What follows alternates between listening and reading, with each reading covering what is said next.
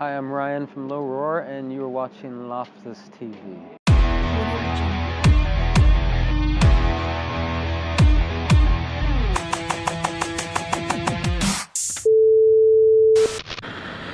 Welcome back. How does it feel to be in Lithuania and in LOFTAS particularly again? It's great.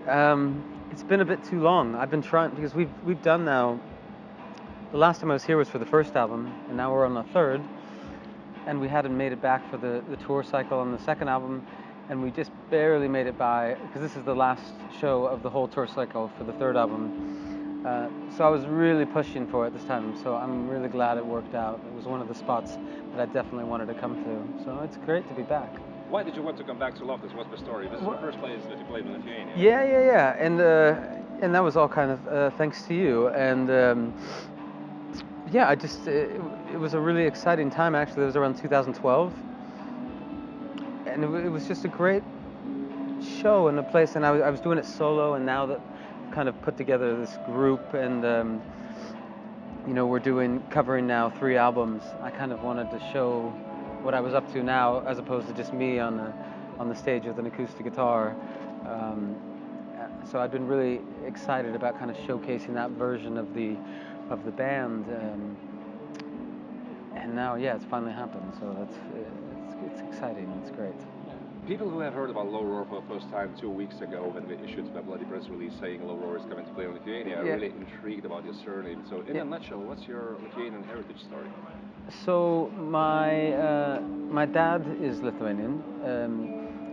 His whole family is from Anykščiai. As far as I know, I think maybe my grandma is from Vilnius, but then moved to Anykščiai. But they left sometime because his sister was born in Anykščiai, and she lived there for some time, and then she's, I think, 13 years older than my dad. My dad's born in 1950. So yeah, as far as I was told when I was growing up, that they had all left, and then they moved to Los Angeles, Balis, and then moved to Chicago. And my dad would tell me the stories of this winery that they were involved in. His dad and his brother, and and then we just kind of heard him stories, because both of my grandmother and my grandpa passed away before I was born. So they passed in the late 70s, a year after each other. And then Balis, and I think Balis died in the early 80s, just after I was born. And I think his kids were killed in some car accident in Chicago way before that. So they were just stories that I'd heard. Yeah, and then we met, and then it all came, kind of like, oh, this is all true. You weren't just making it up. So, yeah, that's as far as I know. And I did actually one of those DNA tests. I came up, it's like 48% Eastern European, and then the other part of me is like 15% Native American, 20-something% Southern Europe, which is my mom's side, Spanish and Native American, and yeah, so that's kind of the background of them. Yeah. So just to clarify, the little winery that you were talking about is Anykščiai, a well-known company in Lithuania, and you had the chance to visit it as well, right? I did, Several years ago. Yeah, twice. Yeah, I went twice. Did they give you a free bottle of wine? They give me a couple of them, yeah, and free tastings. So we got to do the sit down and do everything. Yeah, it was great. It was really cool. Like, you can see all the pictures of the family and stuff that they have, and some of the awards they had won over the years. And I heard that actually last time I went, they found some of the first bottles that they had bottled, like somewhere they dug them up somewhere. Yeah, but yeah, it was really nice to go back to that town and just to see it, where that part of my family came from. So. Are people still intrigued by a surname when they meet you? And because you could have easily changed it into something like just from a stage name, or say I'm Ryan K, whatever. Yeah. It's a two-part question. Growing up, was it a bit of a pain in the ass to grow up with a surname like that in the U.S.? Yeah. And when people meet you these days, are they immediately like Karazija? What kind of surname is that? Yeah, well, because I guess the way that that I guess I don't know if the way it's spelled or whatever. People don't immediately, I guess, identify it with being Lithuanian. I don't know why that is, because most of the names they tend to end similarly, and this one ends, and yeah, and there was like little things like because they had moved to America. Like my dad's name is Victor, but and I thought about I'd never thought about this growing up, but it wasn't until I came here. And I remember asking him, because he spelled Victor Victor, and I was like, there's no way that your parents named you Victor. You were a K. And then he admitted to me, he's like, well, I changed my name. Same with his sister, they called her Grace. Her real name wasn't Grace, it was I don't even know actually what her actual real Lithuanian name was. But probably Greta. It was something that, yeah, and then, my grandpa's name was Vytautas, and then my grandmother's name was another longer name, but they all kind of changed, and they changed Grace's, my dad's sister's last name, they shortened as well, because I think at that time period they were just trying to just Americanize in some kind of way, just in that move. But yeah, I mean, growing up it was always a tough one. But it's funny when I come over to this part, like in the Eastern Europe, when somebody reads my name, they generally say it correctly, because it's like not like Kara. What people tend to do is they go like Karazija, but here everybody gets it like a Kara. So I always hated the first day of school, because when they'd call my name, they'd always mess it up, and then I had to correct it, and I didn't like talking out loud or anything, like that. I was a very shy kid. You recorded your first album in Iceland, and I must say, to this day, sometimes the promoters put up posters of you where like, a band from Iceland. Yeah. Well, you were not born in Iceland, you don't live in Iceland anymore, etc. No. Are you comfortable with that tag that follows you around? It's just kind of there, and it's just stuck. And I don't fight it, but if somebody if it's brought up to me or asked, I say, I'm not from Iceland. I wrote these first 2 records in Iceland, and most of the third in Iceland. And I was married to an Icelandic girl, and I did, I lived there and became a part of that culture, but I'm not Icelandic. But it's just kind of something that you kind of can't get rid of. And, in Iceland, there was always, when we'd be billed, it would be East/US. When we played anywhere outside of Iceland, we were always just billed as East, because 2/3 of the band at that time were Icelandic as well. But now the 2 guys that are playing with me, are both from California, so we get that. Like on this trip, they got this on all these tours, and they're like, so you guys are from Iceland? And they're like, well, it's not. And you kind of have to explain, yeah, exactly. So, and now I don't even live, I still don't live in California. Now I live in Poland, but I'm not identified as a Polish artist, and I'm not identified as an Icelandic artist, and I don't even know if I'm identified as a U.S. artist. I'm just kind of floating around. But yeah, it is what it is. I can't get rid of it right now, or anything. So, and I mean, maybe that at that time it was a in some sense maybe it helped that project at the time, because at that time Iceland was really spotlighted. Maybe I think even heavier than it is now. Like everybody was looking, like of Monsters and Men was coming out of there, and all these artists, and so the fact that was coming there, and there was a lot of reverb on the albums. Everybody identified that with like an Icelandic sound, So it just kind of stuck, You live in Poland these days, out of all places. Ever considered moving to Lithuania? We're really next door. Actually. I actually had, and there was 2 places I was thinking about it. Well, actually 3 at first. Was either I wanted to move to Mexico City, and I even thought about coming here, but I hadn't spent that much time here. I'd only really had those few days, and for some reason I had spent a lot of time in Warsaw. Maybe because we did our first tours there, and so I had made some friends. So I went there for a visit, like a couple times. In 1 month I went there for a visit, stayed for a month before starting the record, and then I ended up coming back. And somebody offered me an apartment, and I still had my apartment in Iceland, and I didn't see why I needed to go back to Iceland anymore. I didn't, I was divorced. I did have my friends and stuff, but I wasn't making the record with them. and the cost of living in Iceland has gone up extremely, and just thought that I could be really comfortable in this spot and live comfortably. So, but I did think about coming here. I just think I just need to spend more time here, and it's so close. Like I need to take advantage of that now. Like I did that the other day. Like I went to Prague for a week. Because the bus ride, I just took a bus, like a Polski bus. It was like 7 hours. I think it's around 7 or 8 hours here too. So yeah, I plan on that. I was actually going to spend a few more days on this trip, but I got to get the guys back, and then I have a break. So then I was thinking of popping back over, and it's a good time to start. Like summer is going to be coming around, so yeah. When we first met, I think it's safe to say that you were trying to make ends meet and really struggling as a musician. These days you're in a way better situation. You have 3 albums as Low Roar under your belt. You are playing abroad, you're playing all over Europe, you're playing gigs in the US. Yeah. You've played with Hosier, supporting on this tour, etc. Life is good. How are you living your dream? I mean,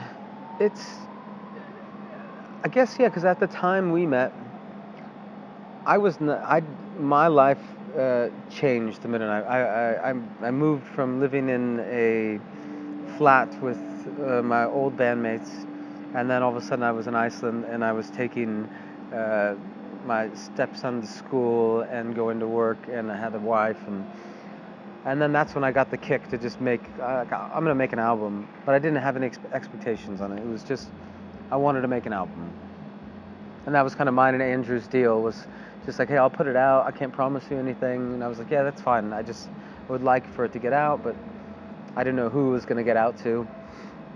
And then it just kind of like, I've kind of called this project, which I really like. It's just like this really slow, dull snowball that's like rolling slowly down this hill, and like it's just growing at its own pace. It's continually growing, the project, even when we have time off. People are just discovering the first album, even probably because of YouTube, because it gets sidebarred everywhere because of the amount of plays.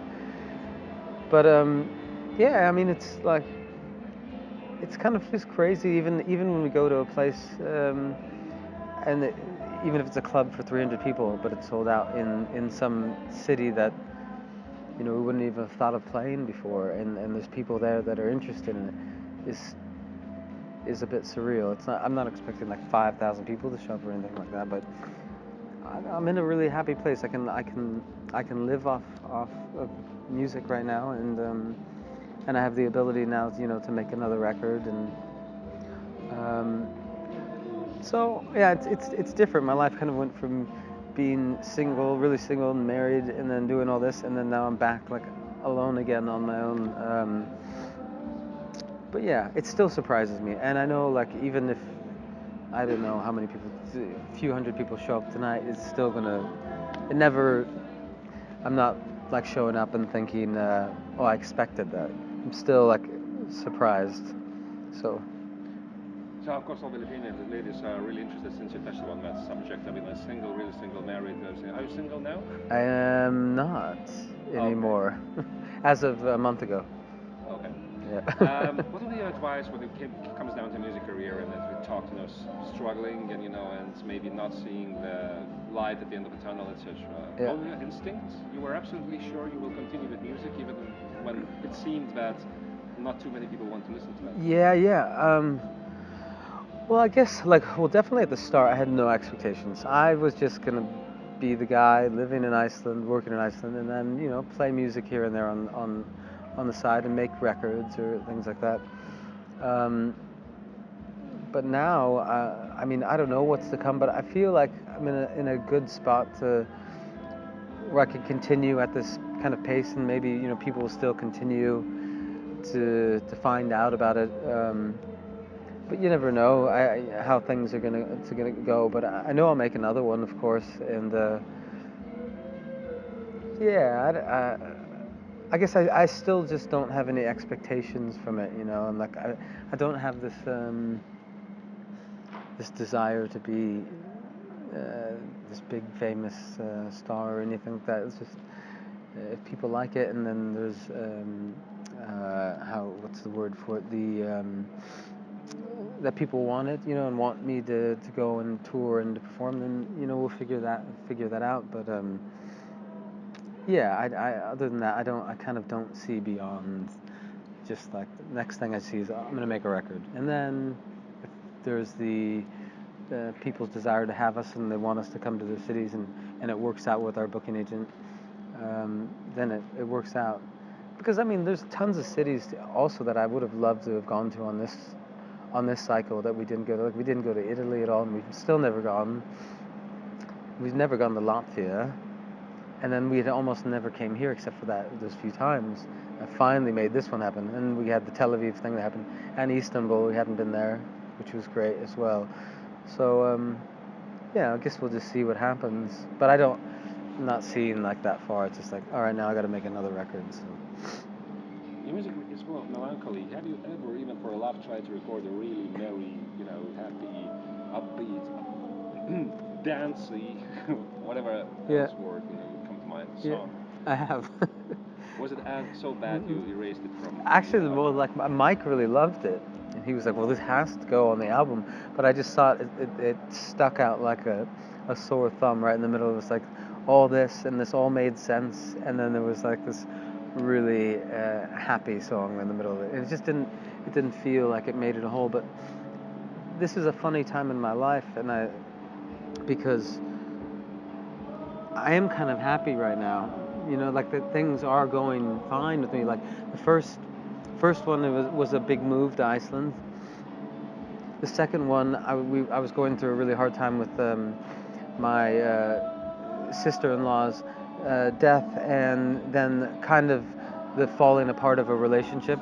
And because there's a line, the last song I wrote on Zero was Nobody Loves Me Like You.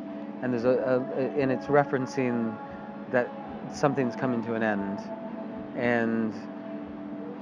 but still nobody's gonna love me like you. But something's ending. And I wrote that probably 2 weeks before I ended up moving out of the house, which she ended up finding out about because she remembers hearing me write it upstairs, and she was like, "You were writing this song about us breaking up 2 weeks before we even did."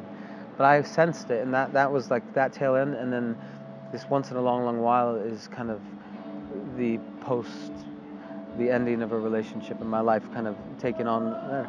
But now I'm in a really happy place, and that scares me a little bit in some sense because I don't know what I'm going to write about. So maybe I'll write a happy album, or just find a way of kind of taking all that. And I thought of it in terms of like a baseball diamond. Like this was my first album, and this is my second, and this is my third, and like the fourth one is kind of just coming home in some sense, like making peace with all of that. So maybe it is, it would be a happy album. I don't know. There's some songs that sound kind of happy that I've been working on, but I'm gonna have to clear my head after this all and then dive into making it. So we'll see. Because Mike, the guy who I work with, he writes rather happy songs, so he would probably love that. For me to get out of that, we'll see. Finally, just a couple of more things about Lithuania. Video made by Saulius Baradinskas, a well-known Lithuanian director, which features a well-known Lithuanian female actor as well. It's about it's basically a drama and love story of Lithuanian freedom fighters from the 40s.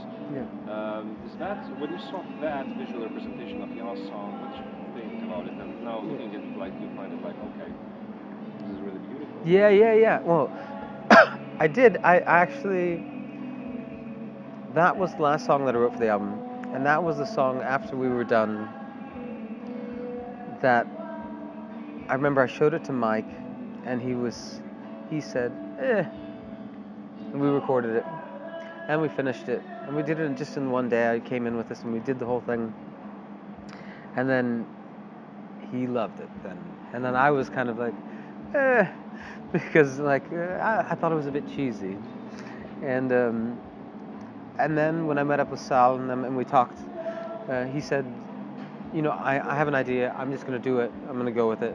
And I was like, don't tell me. Just go with it and do it. And then he sent it to me. And I did find some. I can sit with that song now. I used to hate hearing it, but now I don't mind it.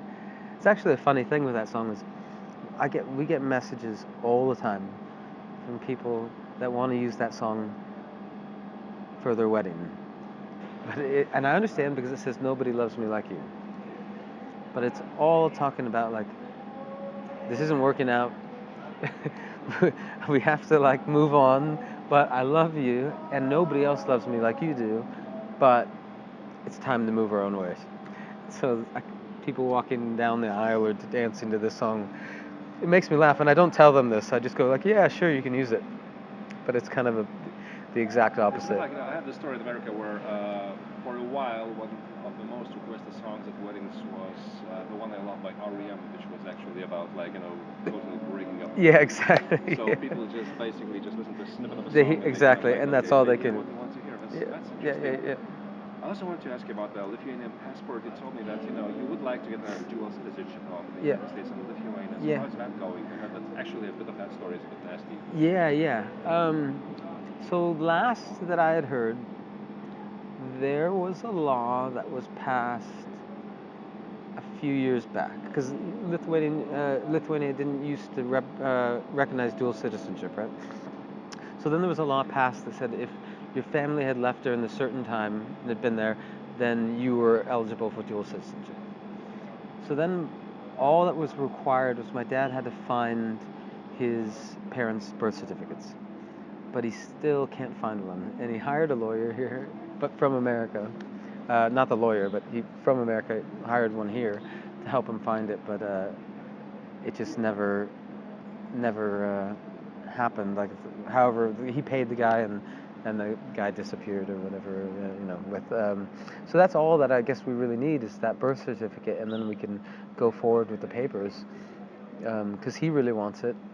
And now his sister, she just passed away like 2 years ago, so she doesn't. But I think she already, since she was born here, she already had and obtained it. But then her two kids, my two cousins, then they'll get it as well. So I guess he kind of asked me if there was something I could do when I was here, but like I said, we arrived at midnight last night. Now we have this show and we leave at 6 a.m. So I don't see. That's kind of one of the reasons I'm also want to make a trip back in the next few weeks, is to see if there's anything I can kind of go and do or find out. But so it's just kind of a lost birth certificate. You would like to get a passport for what reason? Principle. I guess, I think so. Just I think it would be really nice to have dual citizenship, and I would be really happy with having it. I didn't. I needed about a few more months. If I would have stayed in Iceland, I would have obtained my Icelandic citizenship. But then when I found this out, I thought this would be a cooler thing because it was actually a part of me. So yeah, I would be really, really proud and happy to have that. But we'll see how it goes. You're ready to learn at least 100 Lithuanian words. I guess I'd have to, right? That's part of the thing, yeah. Yeah, but would I have to if now it's supposed to be granted to me even if? Yeah, I think so. Yes. You wouldn't have to actually. Yeah. So. Yeah. What words? For the end of this, what words in Lithuanian you do have? What have I said since being back? Because I haven't been here since 2013, so I haven't talked it. I think today when I got into the cab, I was like, labas, and then that kind of thing, and I said chulabe, and gure is kind of like this thing. These little things here and there, but nothing big yet. It's a tough language. And now I've been spent so much time learning Icelandic. Now I'm in Poland, and people are like, when are you going to learn Polish? And I'm like, oh shit. And now I'm thinking about Lithuanian, and Polish is a really tough language too to learn. And I think Lithuanian would be really, really nice to learn because it's like a really old language, right? It's old, much older than Polish, and it's like one of the top 10 oldest languages. So that would be pretty cool to be able to speak something, but I kind of don't have the faith in myself that I'll ever get really good at it. But I'll definitely put in the effort, if I, maybe, who knows? Maybe I don't know where I'm going to be staying for long. This might be a nice place to come live for a little bit. especially if I did get citizenship or something, you know, that'd be easier, because right now I think I could only really stay here for a few months. But maybe the summer, I thought about that actually, moving here for the summer, like seeing if I could find a flat for the summer, but we'll see.